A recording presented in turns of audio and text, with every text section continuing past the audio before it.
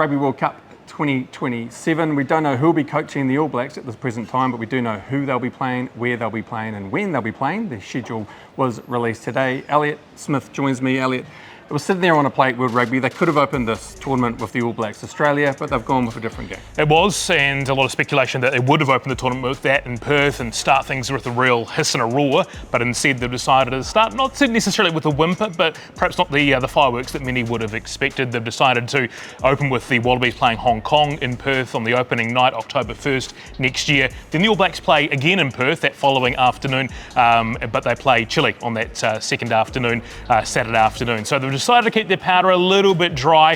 They've put that blockbuster game between the All Blacks and Wallabies, the non-Bledisloe as it were, in Sydney, which is a familiar surround for both of these two sides. In fact, they're playing Bledisloe there later in 2026. So they'll know the ground very, very well. But tournament organisers decided just to keep their powder a little bit dry and bring that game into week 2. Just confirming that All Blacks schedule. They're playing Chile in the opening game in Perth, then you said the Wallabies in Sydney, and then they go to Melbourne to play Hong Kong, China. So they've got the tougher test in the middle. Do you think they're going to be happy with that? I think they'll be relatively happy. I mean, it's still had to shake down how their 2027 campaign looks building into it. There's a Rugby Championship before it, talk of a game against Scotland potentially before they head to the Rugby World Cup. But I think they'll be relatively happy to blow the cobwebs out and then be able to build into that game against Australia and then have another pool game to finish before the round of 16, which is new for this tournament. So I don't think they'll be against it necessarily. You remember last time they played France in that big game first up at Stade de France. A couple of weeks previously they played South Africa at London.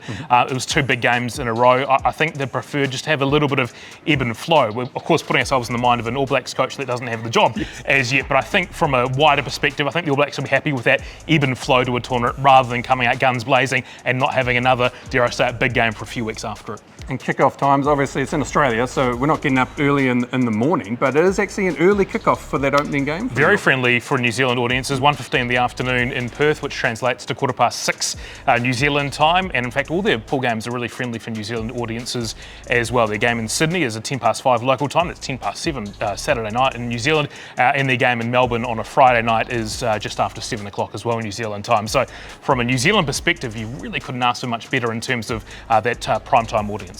And so when the draw came out a few months ago, crystal ball looking at potential of playing South Africa in the quarterfinals, where will that game be? That will be in Sydney if all goes to plan. Likely the All Blacks will play that round of 16 game against their opponent in Brisbane. There is a possibility if they somehow only get third in their pool and have to go into the permutations, they could end up back in Perth, but let's not go there. No. Let's say Brisbane for the round of 16, then Sydney, and if they were to win that quarterfinal, which might be against South Africa, Cam, as well, they'll be in Sydney for the rest of the tournament with the semi-finals and final played there as well to close things out. So all in all, I think the All Blacks will be relatively happy with the schedule that they've been given for this tournament. Remembering 2 months ago to the day, they were drawn in these pools and we saw Australia was there. At that point, Scott Robertson was the All Blacks coach. He reacted to it, gave quotes and talked about it. Now there's no one to talk about whether they're happy or not. But I think from between us, we can gauge that they're probably relatively happy with the schedule.